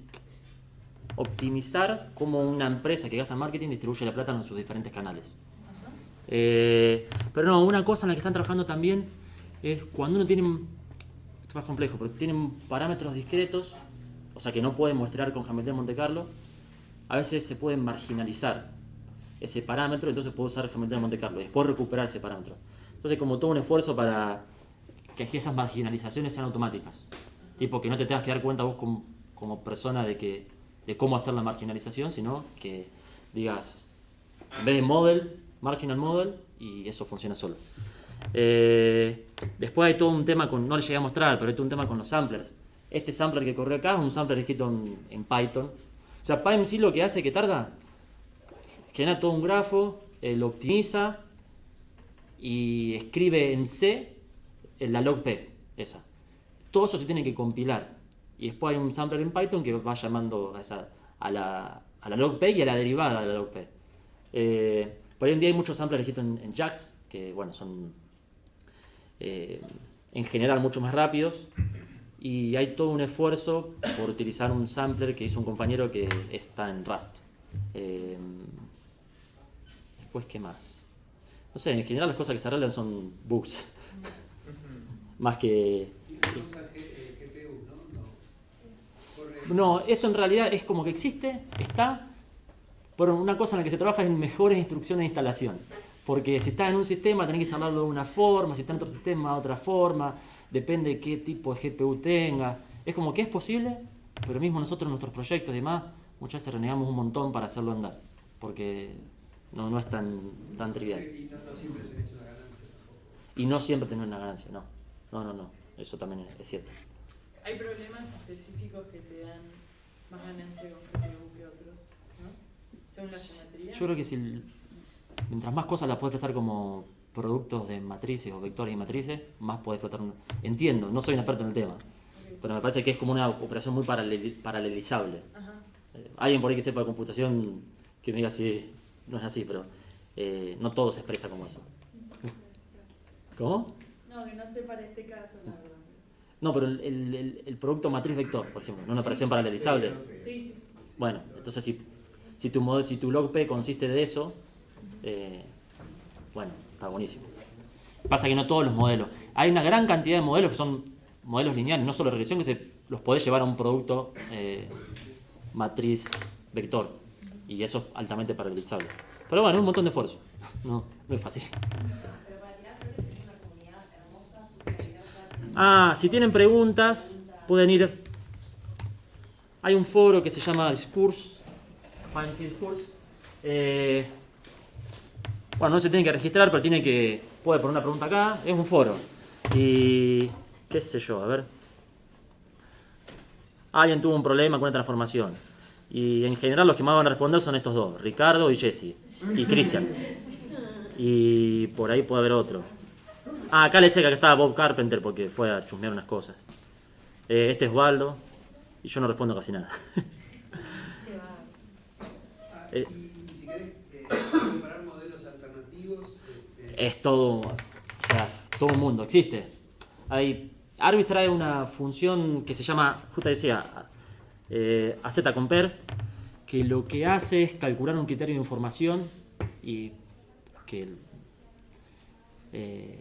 bueno, tiene 1000 aproximaciones por detrás y comparás modelos, compara la capacidad predictiva de los modelos en base a ese criterio de información. Pero no, tenés 1000. O sea, ¿Y calcular la evidencia directamente? No. la banda de PyMC es más de la tropa de Gell-Mann de no mirar eso. De pronto también, o sea, si quieres, para ver cómo funciona esto y ver cómo funcionan más cosas de PyMC, ¿qué nos recomendás? Y la documentación. No. A ver, la más fácil es decirte leer los documentos, pero ahora hay casos creo que hay casos de estudio. Y esos están un poco más buenos. Para ver. No. Qué sé yo, si están divididos por temas. Para dejarme ver. Hubo una PyMC con. Están los videos subidos a YouTube. PyMC con. Pero no sé si llegan a mostrar del todo cómo se codean las cosas. El curso que va a dar Osvaldo ahora en la UNSAM es con un libro abierto, que acompañen, ¿sí? ¿El libro?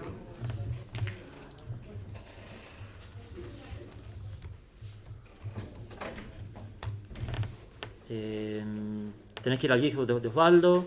Hay un repositorio de la UNSAM que se llama Estadística de Inferencia 2 y es como un apunte que escribieron para la materia y explica todo de... No, todo no, pero... Varias cosas. Sí. Bueno. Gracias.